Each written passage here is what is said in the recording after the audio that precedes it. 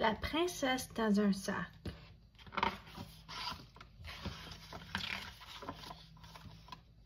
À Élisabeth. Élisabeth était une magnifique princesse. Elle vivait dans un château et elle portait des robes de princesse qui coûtaient très, très cher. Elle allait épouser un prince qui s'appelait Alphonse.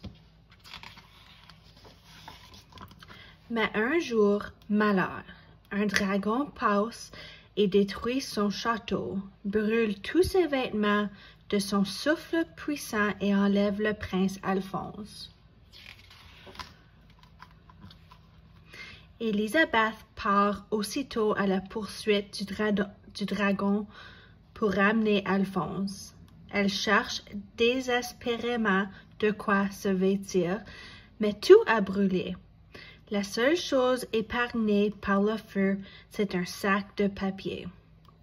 Alors, elle enfile le sac et suit les traces du dragon.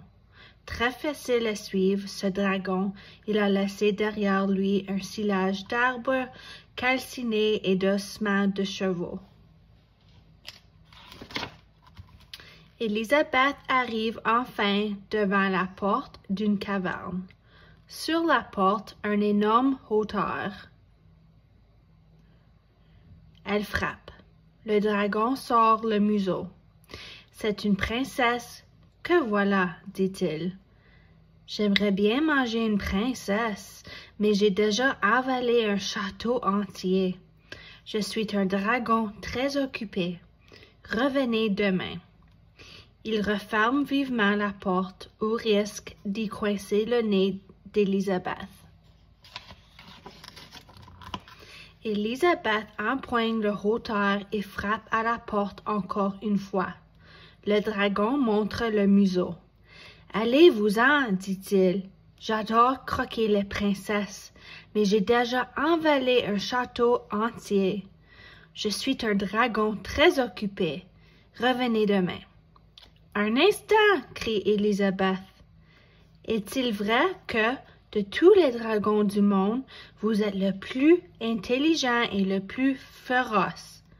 Oui, répond le dragon. Est-ce vrai que vous pouvez brûler 10 forêts d'un seul coup de votre souffle brûlant? Bien sûr, dit le dragon. Il prend une gigantesque inspiration et souffle tant de feu qu'il brûle 50 forêts d'un coup. Merveilleux, dit Élisabeth. Le dragon prend une autre inspiration tout aussi gigantesque et souffle tant de feu qu'il brûle 100 forêts d'un coup. Extraordinaire, dit Élisabeth.